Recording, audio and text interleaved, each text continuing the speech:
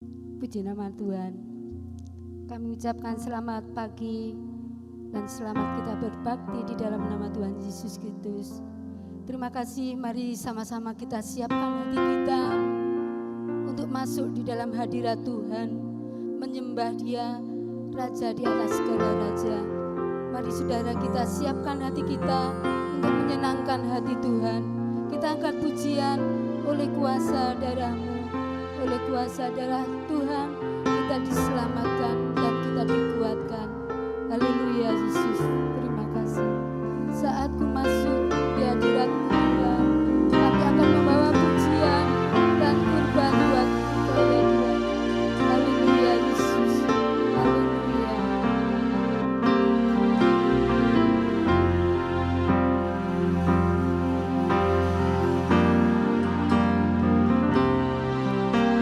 Saat ku masuk ke hadirat-Mu, bawa persembahan ke tempat kudus-Mu.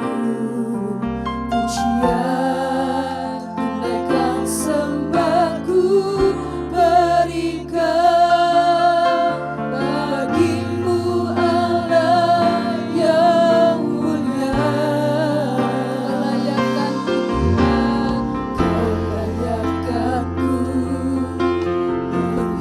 dirimu melihat tata kemuliaan-Mu Tuhan. Pujian menaikkan sembahku berikan bagimu Allah yang mulia. Oleh kuasa darah-Mu Kau telah tebus dosaku, kekudusan-Mu melingkuriku, kasih-Mu mengalir memulihkan hidupku. Sungguh besar anugerah-Mu, Kau selamatkan hidupku. Ku menjadi ciptaan yang baru oleh kuasa darah-Mu. Ini pujian kami buat Tuhan, untuk menyenangkan hati-Mu Yesus. Hanya Tuhan yang layak kami puji, hanya Tuhan yang layak kami besarkan. Haleluya Yesus, haleluya Yesus. Pujian menaikkan sembahku berikan bagimu Allah yang mulia. Kau layakkan ku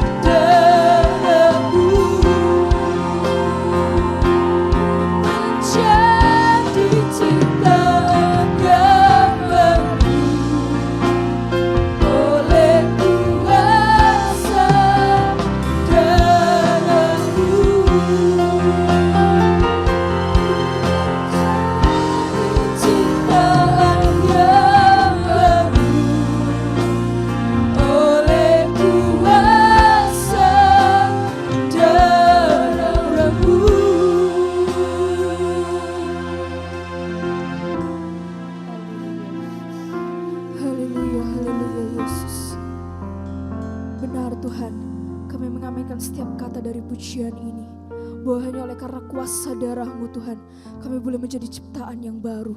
Dan oleh sebab itu kami mau datang untuk kami memuji, meninggikan, menyembah, memuliakan nama-Mu Tuhan. Engkau memberkati ibadah kami ini Tuhan, dari awal, pertengahan hingga pada berakhirnya Bapa. Biarlah nama-Mu saja yang dipuji dan dipermuliakan Tuhan. Bertahtalah dalam setiap pujian penyembahan kami. Biarlah dalam setiap apapun yang kami berikan pada pagi hari ini Tuhan, boleh menyenangkan hati-Mu Bapa. Engkau mengurapi setiap hamba-hamba-Mu, para pelayan-pelayan-Mu Tuhan yang akan melayani pada pagi hari ini. Biarlah urapan yang daripada-Mu boleh turun atas hamba-hamba-Mu Tuhan. Memberkati jemaat-jemaat-Mu yang ada yang menonton acara ini Tuhan. Dan bahkan terlebih lagi kami boleh menyenangkan Engkau. Terima kasih Tuhan, terima kasih ya Bapa. Kami mau serahkan seluruh kehidupan kami ke dalam tangan-Mu Tuhan. Terima kasih Tuhan, kami akan memulaikan ibadah kami pada pagi hari ini hanya di dalam nama Tuhan Yesus Kristus. Haleluya, amin. Puji nama Tuhan. Tuhan menciptakan kita menjadi ciptaan yang baru. Tuhan sudah mati dan bangkit buat kita. Oleh kuasa darahnya kita ditebus dan diselamatkan. Mari kita angkat pujian. Dia Allah yang sudah mati dan bangkit untuk kita semua. Dia sungguh baik dan sangat baik. Haleluya.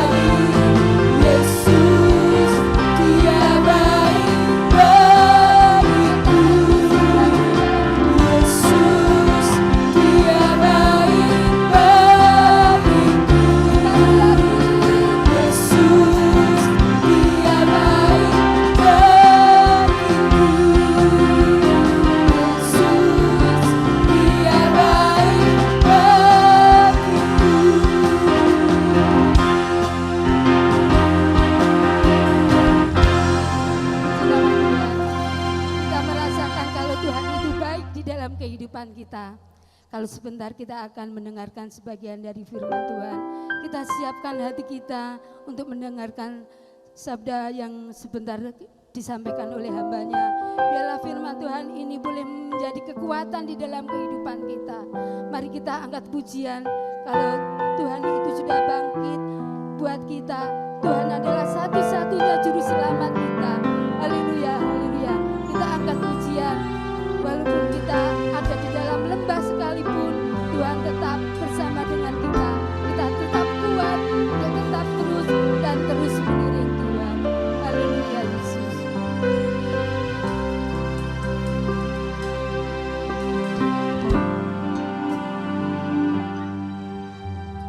Walau ku harus berjalan dalam lembah kegelapan, perlindungan-Mu, oh Tuhan, nyatalah bagi hidupku.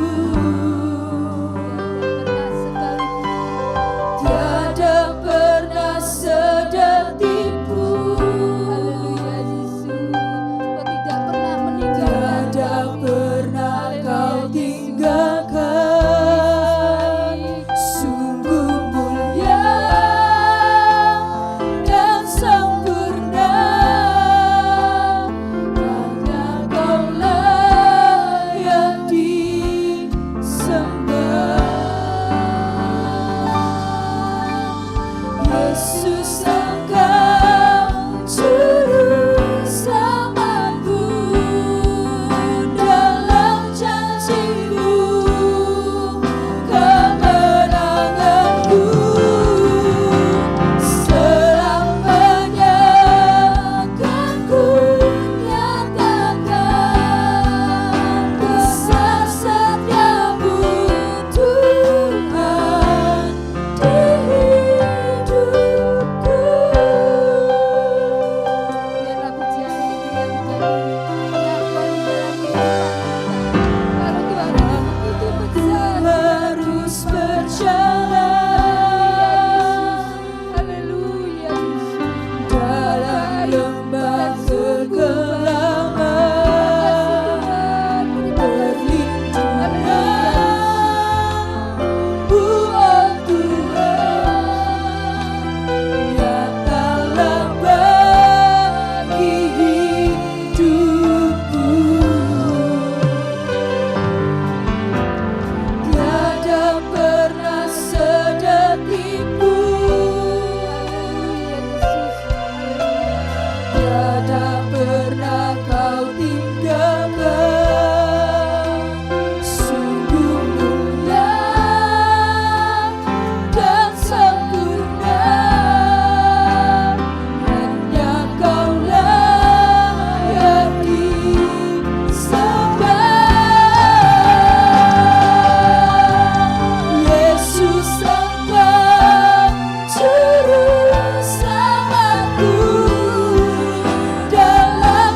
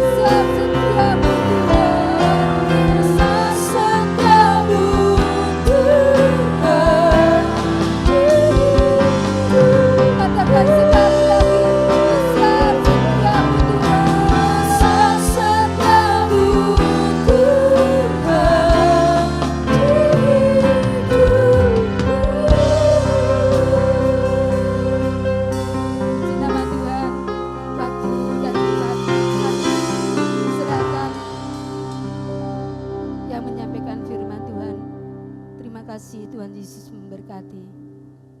Shalom Bapak Ibu sekalian yang ada di rumah.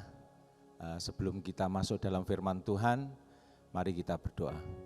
Bapa dalam surga, kami mengucap syukur bilang terima kasih Tuhan buat berkat-Mu yang melimpah dalam setiap hidup kami Tuhan.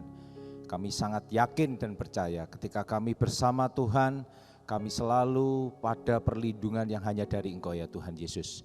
Terima kasih buat berkat-Mu hari ini, terima kasih buat limpahan rahmat-Mu. Kami mau mendengarkan sebagian dari firman-Mu Tuhan. Kami yakin dan percaya Tuhan Yesus berada di tiap-tiap rumah yang mendengarkan firman Tuhan ini Tuhan. Dan kami yakin dan percaya Kau kuasai kami dengan kuasa darah Tuhan Yesus, Kau kuduskan kami Tuhan. Dan tugas kami adalah menyiapkan tanah hati kami yang paling baik untuk Kau taburi dengan firman-Mu Tuhan. Berkati dalam nama-Mu Tuhan, apapun yang kami kerjakan kiranya Tuhan menyertai dan memberkati kami. Yang percaya akan firman Tuhan yang disampaikan, katakan amin. Ya, sekali lagi shalom Bapak Ibu sekalian, saudaraku sekalian yang ada di rumah ya. Mengucap syukur, bilang terima kasih kepada Tuhan kalau hari ini, saat ini kita masih bisa dengan keadaan yang sehat walafiat ya. Saya percaya Bapak Ibu sekalian, saudara sekalian yang ada di rumah sehat walafiat ya. Saudara-saudaraku sekalian, berterima kasih kepada Tuhan Yesus dan saya yakin dan percaya firman yang akan disampaikan ini memberi kekuatan kepada kita semuanya. Saya juga mengucapkan terima kasih kepada Om Denny yang sudah memberikan tugas mempercayakan untuk sharing firman saat ini ya.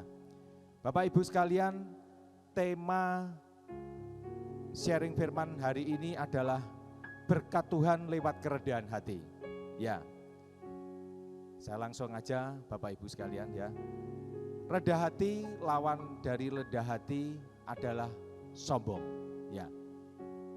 Bapak Ibu sekalian, apa sih yang menjadi berkat dari seseorang yang rendah hati?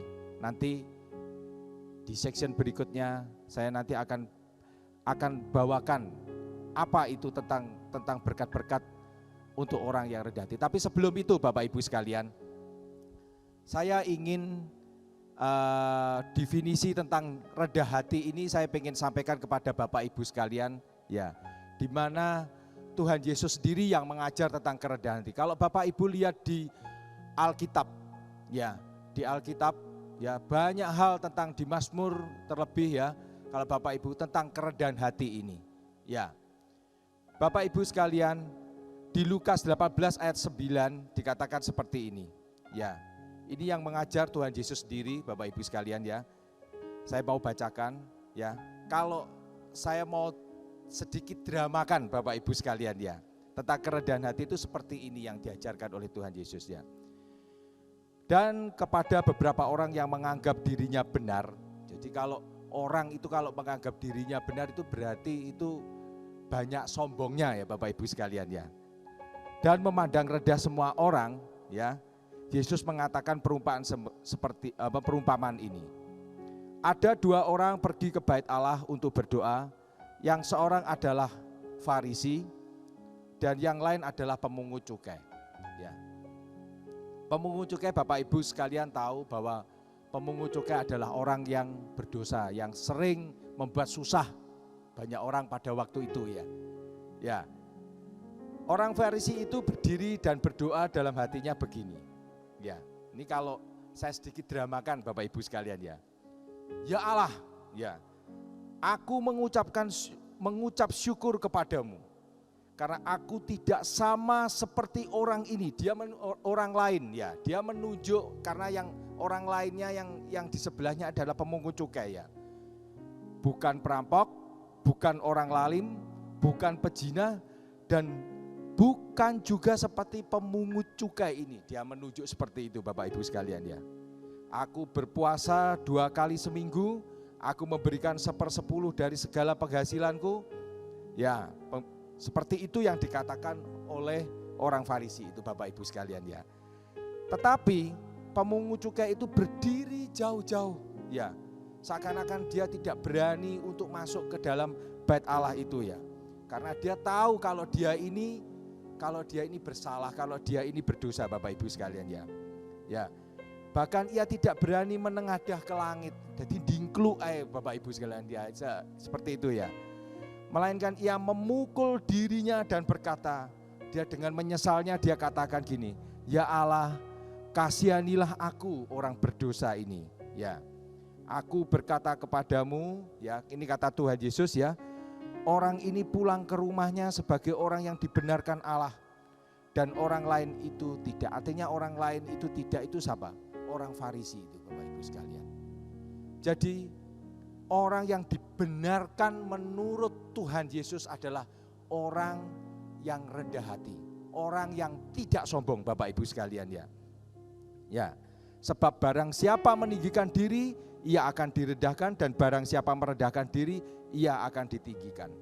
Ya, Bapak Ibu sekalian, orang rendah hati adalah orang yang tidak menganggap bahwa dirinya itu paling benar. Tidak menyalahkan orang seperti orang Farisi yang menyalahkan pemungut cukai ini, Bapak Ibu. Terus orang yang rendah hati adalah orang yang tidak merasa melakukan semua itu karena usahanya dia sendiri, Bapak Ibu sekalian. Orang rendah hati itu tidak merasa bahwa dia itu kaya, dia mampu, ya bisa sendiri, apa-apa bisa sendiri tanpa Tuhan, tanpa harus dia berharap kepada Tuhan, dia tanpa harus dia mengharapkan berkatnya Tuhan, mengharapkan kasih karunia Tuhan. Ya, jadi kalau orang rendah hati adalah orang yang dia benar-benar dia itu berharap kepada Tuhan. Ya, orang rendah hati adalah orang yang mau dididik, baik oleh firman Tuhan, baik orang yang mengerti akan masalahnya.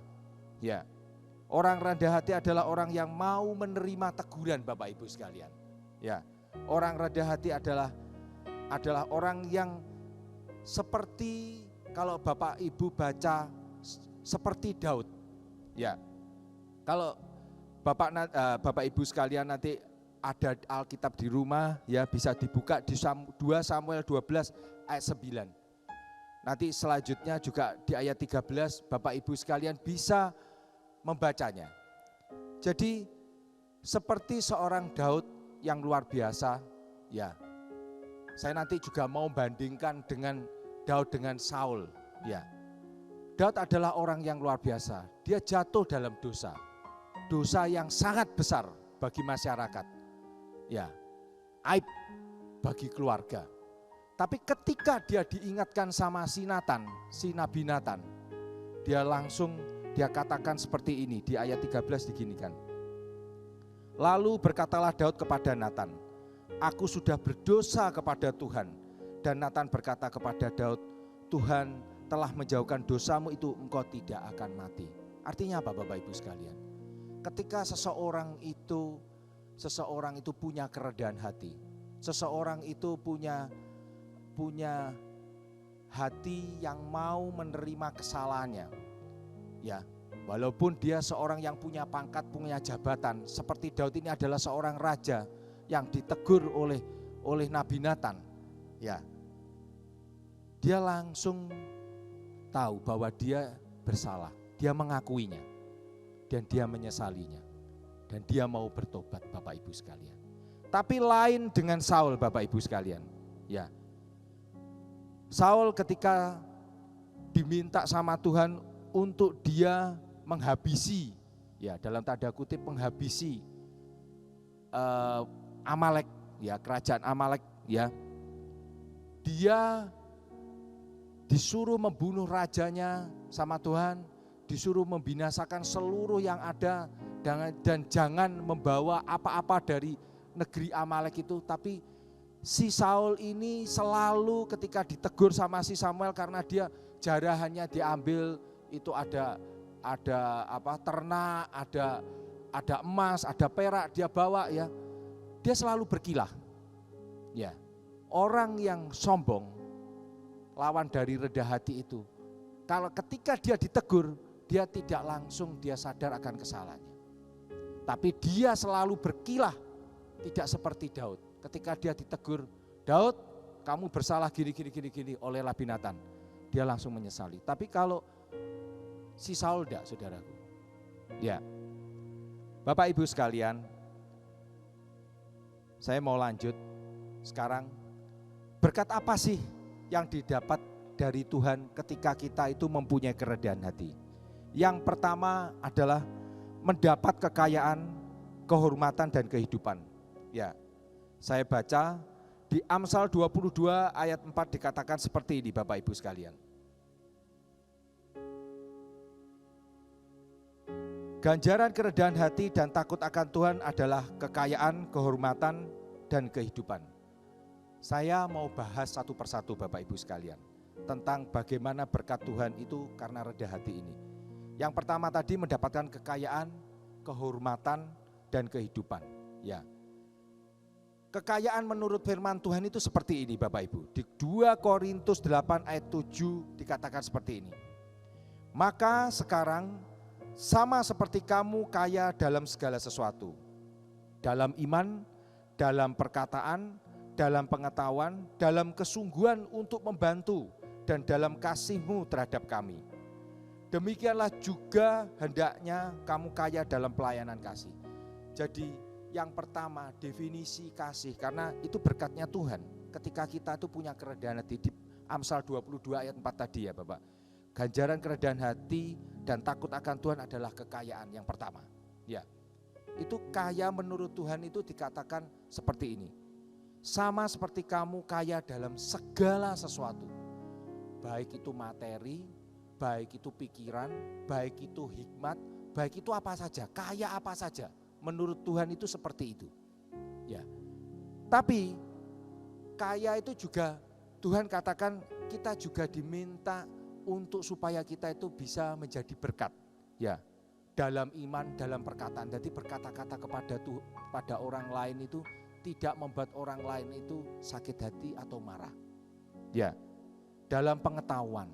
Jadi dia tahu persis apa yang dia punya pengetahuan yang bisa dibagikan kepada orang lain.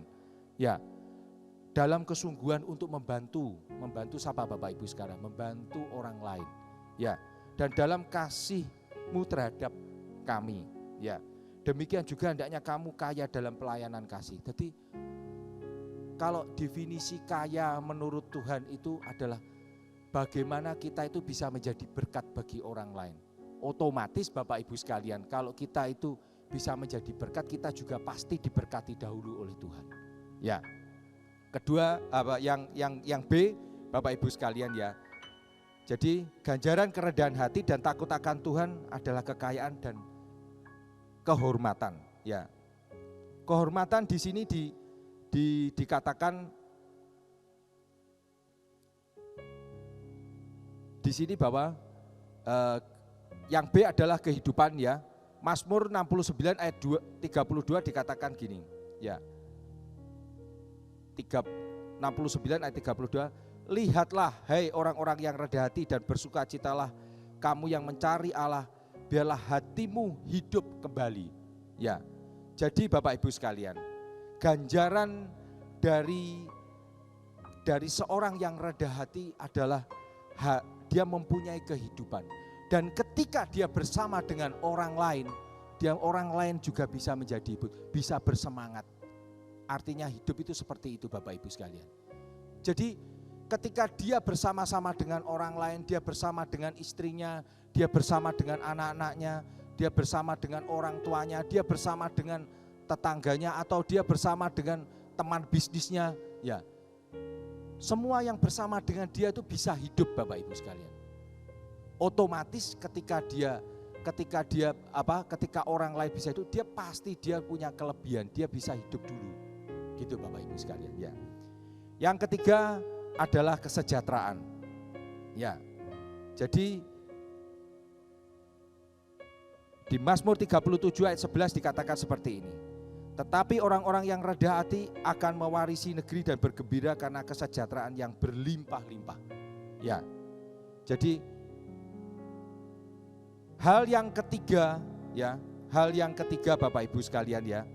Ketika seseorang itu ketika seseorang itu rendah hati, ada dia mengalami kesejahteraan. Dikatakan di Mazmur 37 ayat 11 dikatakan, ia akan mewarisi negeri dan bergembira karena kesejahteraan yang berlimpah-limpah. Ya. Karena apa? Orang rendah hati tidak gampang untuk bikin konflik sama orang. Orang rendah hati tidak semata-mata untuk kepentingannya dia sendiri. Orang rendah hati dia mendahulukan orang lain, kepentingan orang lain. Secara otomatis kalau dia makmur, dia sejahtera, orang lain juga sejahtera.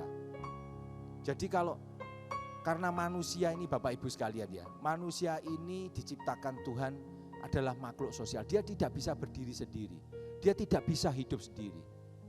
Kalau dia hanya dia sendiri yang sejahtera, hanya dia sendiri yang kaya, ya, terus hanya dia sendiri yang hidup, otomatis yang lainnya mati, yang lainnya tidak hidup, orang lainnya tidak punya kemampuan, tidak punya kekayaan, otomatis dia sendiri akan ditarik ke bawah juga Bapak Ibu sekalian.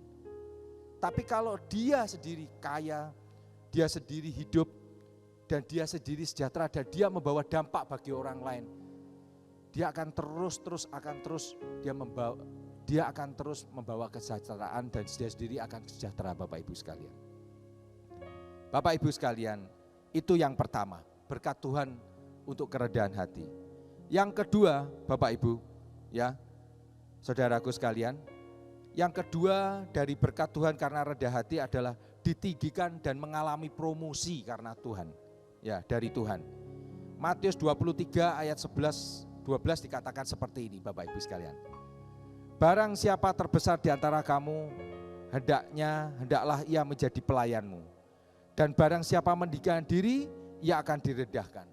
Dan barang siapa merendahkan diri, ia akan ditinggikan. Jadi Bapak Ibu sekalian, kalau saya boleh berkata saat ini Bapak Ibu sekalian, ya, siapa yang meninggikan diri, artinya sombong, ya, dia akan direndahkan Bapak Ibu sekalian. Tapi ketika dia rendah hati, barang siapa merendahkan diri, artinya dia rendah hati, dia akan diangkat tinggi-tinggi oleh Tuhan. Karena pasti orang rendah hati tidak mungkin dia itu, wah ya saya bilang sama teman-temannya saya rendah hati. Tidak mungkin seperti itu Bapak Ibu sekalian, saudaraku sekalian. Tapi dia akan tetap mengedepankan orang lain. Dia akan mengedepankan apa yang disuruh Tuhan dalam hidupnya. Itu Bapak Ibu sekalian. Bapak Ibu sekalian, jadi ada dua hal berkat yang kita terima, tapi berkat ini sungguh luar biasa. Saya ini punya satu pelanggan, saya punya teman bisnis, ya, seorang perempuan, di mana saya tahu dia hidup dalam kekerasan, ya, kekerasan apa itu, bukan kekerasan rumah tangga Bapak Ibu sekalian ya, tapi ketika dia berjuang untuk menghidupi anak-anaknya, karena ketika dia umur 30 berapa tahun sampai 40 kalau tidak salah, suaminya meninggal karena stroke. Ya, Bapak Ibu sekalian, dia harus berjuang untuk menghidupi dua anaknya. Satu perempuan, anaknya yang pertama, yang kedua adalah seorang laki-laki. Ya, tapi di saat-saat ketika anak-anak ini sudah mulai bekerja, sudah mulai menginjak dia dewasa, ya, anak-anak ini tidak cukup senang dengan mamahnya. Bisa bayangin Bapak Ibu. Dan yang lebih luar biasa lagi, si tante ini dia bermusuhan dengan mamahnya, mamah dia sendiri. Jadi sudah dimusuhi mamahnya, dimusuhi oleh anaknya, dimusuhi anaknya yang kedua. Yang pertama perempuan, yang kedua adalah laki-laki. Bisa bayangin Bapak Ibu sekalian, ya, betapa beratnya ketika dia sudah ditinggal suaminya, dia dimusuhin orang-orang terdekatnya dan orang-orang yang dikasihinya. Ya, Bapak Ibu sekalian, yang luar biasa ketika dia mengalami Tuhan dalam hidupnya, ya, mengalami perjumpaan dengan Tuhan Yesus dalam hidupnya, ya, dia mulai belajar tentang firman Tuhan. Dia belajar tentang perintah Tuhan, yaitu mengasihi. Dan dia belajar untuk meredahkan hati. Dia belajar berdamai dengan anak-anaknya. Dia belajar mengampuni. Orang rendah hati itu orang yang mau mengampuni, Bapak Ibu sekalian.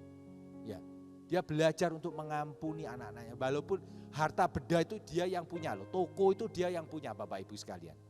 Tapi dia belajar untuk mengampuni anak-anaknya. Dia mulai belajar untuk dia mulai berkomunikasi dengan baik dengan anaknya yang pertama. Akhirnya dia bisa baik dengan anaknya yang pertama. Tapi dia tetap pada waktu itu masih konflik dengan anaknya yang kedua. Ya, sampai anaknya yang kedua itu mendirikan toko sendiri. Ya. Tapi pada suatu waktu karena dia belajar tentang kasih Tuhan, dia belajar tentang rendah hati ini, dia lakukan itu. Akhirnya sampai dia juga bisa berkomunikasi dengan baik dengan anaknya yang kedua. Yang luar biasa, ketika dia berdamai dengan kedua anaknya, Tuhan buka jalan kepada mamahnya. Dia bisa mulai berdamai dengan mamahnya. Sampai pada satu titik, Bapak Ibu sekalian, saudaraku sekalian, si tante ini, ya, mamahnya ini, dia bisa mengampuni mamahnya. Yang sejarahnya dia pernah cerita sama saya, mamahnya ini pernah dalam tanda kutip, walaupun dia tidak mengakui secara langsung, ya, seakan-akan membuang dia. Bahkan dia dulu bisa menikah sama suaminya, yang nyarikan jodoh itu dulunya itu mamahnya. Tapi ketika dia menikah, ya, mamahnya ini yang memusuhi suaminya dan memusuhi dia. Ya, mamahnya ini sangat mengasihi anaknya yang terakhir, anaknya laki yang terakhir, yang digadang-gadang dia. Ya, sampai pada satu posisi mamahnya si adiknya mamahnya ini, adik dari tante ini, ya, dia ini membakar tokonya. Kenapa kok mau dibakar tokonya? Karena dia pengen asuransinya ini keluar, Bapak Ibu, untuk dia bayar utang, dan dia bawa utang, dan kelebihannya dia mau pakai dia sendiri. Adiknya si tante ini memang sangat luar biasa kurang ajarnya ya, Bapak Ibu sekalian ya. Jadi dia sampai mamahnya aja itu tidak dikasih tahu kalau dia itu punya hutang puluhan miliar. Karena toko ini sudah diatasnamakan adiknya ini. Gitu. Tapi dengan peristiwa pembakaran itu, si adiknya tante ini ketangkap polisi, ya, ketangkap polisi. Akhirnya ketangkap polisi sehingga dia masuk penjara, Bapak Ibu sekalian. Ya. Toko ini otomatis disita oleh bank dan dilelang. Ya. Nah, si tante ini punya seorang adik lagi yang luar biasa, yang punya pekerjaan, dia seorang pemborong, ya, dia punya beberapa properti, ya. Akhirnya asetnya mamahnya ini yang atas nama adiknya ini ditebus, dibeli oleh si adik yang satunya ini dari tante ini. Bapak Ibu sekalian, yang luar biasa. Ketika seseorang ini dia berani berjuang untuk dia meredahkan hati. Dia mau mengampuni mamahnya, dia mau mengampuni anak-anaknya, ya. Yang luar biasa apa? Sebelum kejadian dibakar tokonya ini, Bapak Ibu sekalian, ya, dia sudah mengampuni mamahnya, dan mamahnya ini dirawat karena mamahnya umurnya sudah 90 lebih, ya, dirawat oleh dia sekarang, ya. Yang luar biasa, ketika toko ini dibeli oleh adiknya yang kaya ini, ya, dia sendiri mendapatkan sesuatu yang luar biasa. Apa? Dia mendapatkan warisan dari dari sisanya tebusan yang dari ke bank ini, dari pembelian adiknya yang satunya ini. Jadi Bapak Ibu sekalian, ini yang saya kepingin ceritakan, kepingin sharingkan kepada Bapak Ibu sekalian. Bahwa seseorang yang rendah hati, ya, dia sendiri yang akan diangkat oleh Tuhan. Dia sudah tidak menyangka, si tante ini sudah tidak menyangka dia akan dapat bagian dari penjualan toko ini. Karena toko ini sudah dibangkan oleh adiknya miliatan. Tapi ketika Tuhan buka jalan, dia yang memberi berkat itu. Dia menjadi seorang yang punya kekayaan, diberi kekayaan, diberi kehormatan, kehidupan, kesejahteraan oleh Tuhan. Sejahtera karena dia bisa bersama-sama dengan kedua anaknya. Dan dia mengalami promosi dari Tuhan. Apa yang dia promosi Tuhan? Karena dia anak perempuan dari mamahnya yang paling tertua. Dia sekarang dia kata-katanya bisa diperhatikan oleh adik-adiknya sekarang. Karena adiknya bukan hanya adik yang terakhir itu, yang membakar toko itu bukan, karena dia punya saudara yang lainnya. Itu Bapak Ibu sekalian. Mari saya jemput bangkit berdiri Bapak Ibu sekalian yang ada di rumah, kita mau berdoa ya. Bapa dalam surga, kami mengucap syukur bilang terima kasih Tuhan buat berkat-Mu hari ini. Terima kasih Tuhan, kami mau belajar dari apa yang Kau ajarkan dalam hidup kami Tuhan. Yaitu kami mau redah hati Tuhan. Redah hati di dalam kehidupan kami. Baik kepada siapapun, baik itu kepada istri, kepada anak-anak, kepada juga orang sekitar kami, teman bisnis kami ataupun kepada yang lainnya. Berkati kami Tuhan, kami yakin dan percaya ketika kami praktek akan firman-Mu ini Tuhan, hal sesuatu akan terjadi dalam hidup. Pengalaman pribadi yang tidak akan kami lupakan akan terjadi dalam hidup kami Tuhan. Seperti si tante ini Tuhan. Terima kasih buat berkat-Mu Tuhan, terima kasih buat anugerah dan kasih setia-Mu Tuhan. Kami yakin dan percaya berkat-berkat yang hanya dari Tuhan Tuhan. Berkat-Mu Tuhan, baik ketika kami meredahkan hati, baik itu kekayaan, kesejahteraan, kehormatan, baik itu kita juga ditinggikan dan mengalami promosi dari Engkau Tuhan, kami yakin dan percaya Tuhan sendiri yang akan mengatur kepada pribadi hidup kami ketika kami rendah hati Tuhan. Terima kasih berkat-Mu hari ini Tuhan, tubuh jiwa roh kami serahkan dalam tangan-Mu. Terima kasih Tuhan, haleluya, amin. Ya, saya serahkan kepada yang bertugas, kepada Om Robert untuk dilanjutkan dengan perjamuan suci. Terima kasih, Tuhan Yesus memberkati.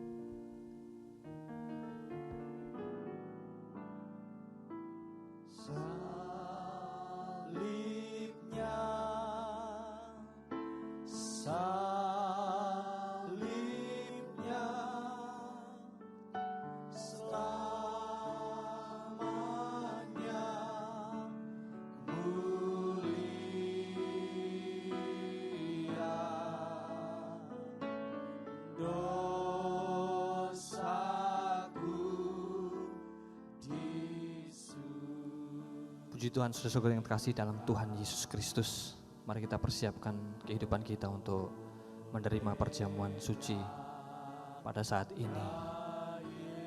Dan kita percaya bahwa melalui perjamuan ini kita terus mengingat kebaikan Tuhan, karya Tuhan yang luar biasa dalam kehidupan kita semua. Mari kita mengangkat roti di tangan kita. Terima kasih Tuhan Yesus, terima kasih. Kebaikan-Mu luar biasa, karya-Mu begitu luar biasa bagi kehidupan kami untuk menebus kami dari setiap dosa kami. Di tangan kami ada roti ya Tuhan, yang melambangkan tubuh-Mu yang terpecah-pecah, yang tercabik-cabik di atas kayu salib untuk menebus dosa kita semua. Terima kasih ya Tuhan Yesus, terima kasih, terima kasih. Dan kiranya hidup kami melalui perjamuan ini, kami terus mengingat kebaikan-Mu ya Tuhan. Kasih-Mu yang luar biasa yang tidak terhingga bagi kehidupan kami. Dan kami berdoa di dalam nama Tuhan Yesus Kristus, kami akan menikmati tubuh-Mu supaya kami boleh bersatu dengan Engkau ya Tuhan. Dalam nama Tuhan Yesus Kristus. Haleluya, haleluya. Mari kita menikmati tubuh Yesus.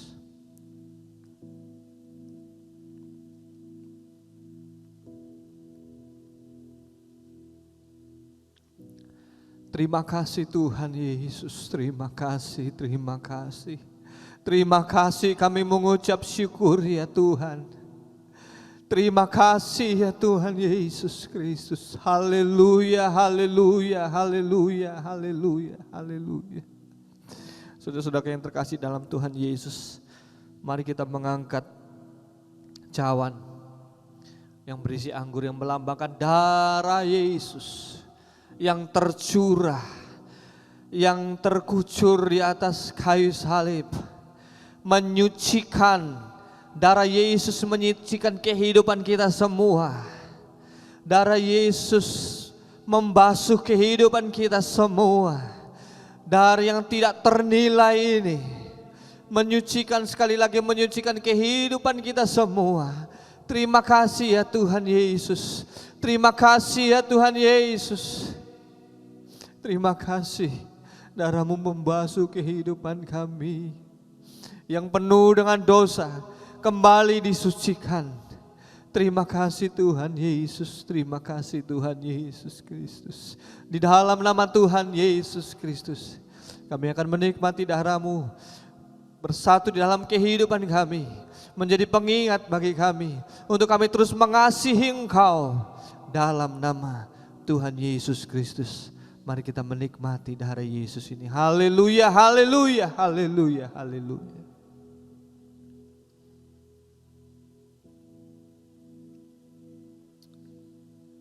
Terima kasih. Setiap pribadi yang menyaksikan dan mengikuti perjamuan suci ini, mari ucapkan terima kasih kepada Tuhan. Naikkan penyembahan kita kepada Tuhan. Haleluya, haleluya, haleluya. Terima kasih Yesus. Terima kasih Tuhan Yesus. Buat tubuh-Mu, buat darah-Mu yang sudah tercurah bagi kami, menebus kehidupan kami, menjadi karya yang tidak terhingga bagi kehidupan kami, menjadikan kami menjadi orang-orang yang diselamatkan, mengangkat kami dari lumpur dosa. Engkau sucikan, Engkau basuh dengan darah-Mu ya Tuhan, untuk menerima kehidupan yang kudus, menggapai tujuan kehidupan kami sampai kepada tujuan yang sempurna, yaitu sampai kami tiba di surga yang mulia. Oleh karena itu Tuhan, melalui perjamuan kudus ini kami terus akan mengingat, kami akan terus mengasihi Engkau ya Tuhan. Betapa besar kasih-Mu dalam kehidupan kami semua. Terima kasih Tuhan Yesus. Terima kasih Tuhan Yesus Kristus. Terima kasih. Kami mengucap syukur ya Tuhan, buat ibadah yang sudah kami laksanakan sampai kepada ibadah perjamuan kudus ini ya Tuhan. Semua karena kebaikan-Mu Tuhan. Dan kami mau terus berserah kepada Engkau. Kami mau berseru terus kepada Engkau. Kami mau terus mengucap syukur kepada Engkau. Apapun keadaan, situasi yang sedang kami alami saat ini, baik sukacita, baik sedang mengalami tekanan, kami percaya Tuhan Yesus menolong dalam nama Tuhan Yesus Kristus. Segenap jemaat dan siapapun yang menyaksikan ibadah ini diberkati Tuhan. Dan kami akan menutup ibadah ini. Kiranya berkat damai sejahtera anugerah daripada Allah Bapa, kasih sayang daripada Tuhan Yesus Kristus melalui karyanya di atas kayu salib menjadi bagian kehidupan kita semua, dan tuntunan Allah Roh Kudus mulai sekarang, esok, sampai kedatangan kali kedua kali Tuhan Yesus datang ke dunia menjemput kita. Dan kiranya berkat sukacita, tuntunan daripada Allah Roh Kudus tetap nyata dalam kehidupan kita semua mulai sekarang, esok, sampai selama-lamanya. Kami mengakhiri ibadah ini dalam nama Tuhan Yesus Kristus. Haleluya. Amin. Terima kasih sudah mengikuti ibadah perjamuan kudus pada saat ini. Tetap semangat di dalam Tuhan, tetap mengikuti protokol kesehatan, dan kita tetap terus berdoa kiranya dalam waktu dekat ini kita bisa beribadah secara normal, tapi dengan protokol yang baru, dan kita tetap terus berharap kepada Tuhan, tetaplah mengucap syukur. Tuhan Yesus memberkati. Haleluya.